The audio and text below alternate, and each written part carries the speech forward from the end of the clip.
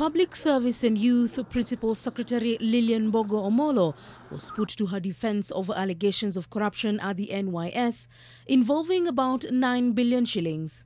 The million one doing the rounds who says she never supplied, but she supplied air. Do we know the supplier? No. Is she even one of the suppliers who have come to see us? No. But was she paid money from the system? Yes. I have been able to certify that money was paid to her.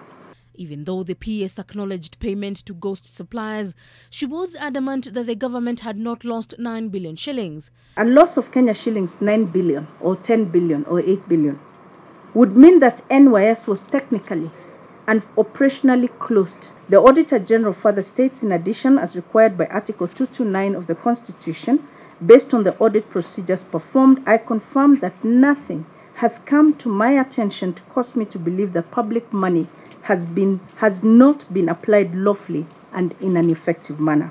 As to whether 9 billion shillings has been lost, Madam Vice Chairperson, it is not possible. In her defense, she often referred to an Auditor General report for the financial year 2016-2017. The Auditor General gave the transactions from a budget allocation of 22.2 billion shillings during that financial year a clean bill of health. She further says that nothing had come to the Auditor General's attention. Budget for?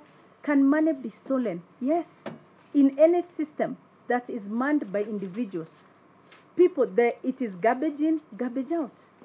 So I am not saying that it is not possible to lose funds, but I go back to the submission by the Office of the Auditor General. If the Auditor General Office would miss a loss of 9 billion shillings from an institution, we need to question the entire governance framework. For me, it's mind-boggling how the Auditor General can say there was no money lost, and then it is said 9 billion is lost. I think we're in a country where the public completely can lynch you, dependent on the information that comes to the public.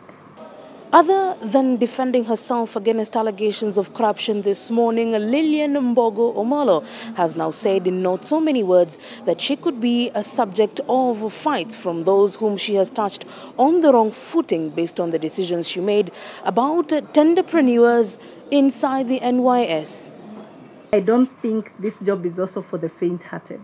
No, it is not.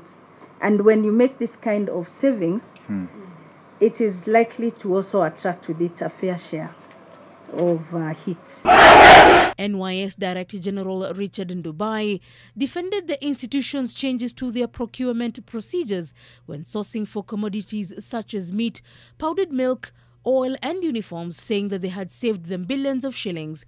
Chairman, when you make savings of this magnitude, you are taking money from other people's pockets, and they will not exactly continue to be your friends. This, he however says, has not been received well by the contractors who were cut out of the equation. The PS and the NYS Director General Richard Ndubai stepped aside a week after the 9 billion shilling theft allegations came to light, but legislators were unconvinced about their motives.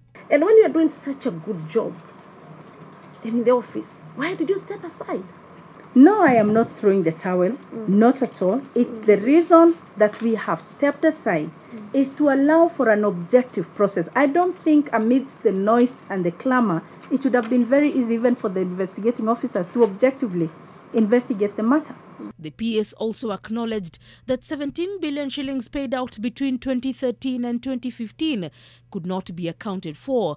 The Auditor General claims key investigating agencies were holding on to crucial documents, thus they could not audit this expenditure. PSC is now lining up summons for the EACC, DCI, the Banking Fraud Investigations Unit, and Cabinet Secretary Margaret Kobia and CS Cicely Kariuki, who previously held this docket.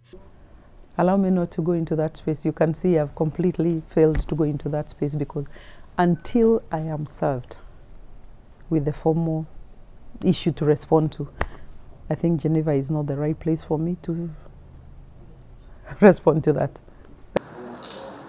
Lillian Mohammed, NTV.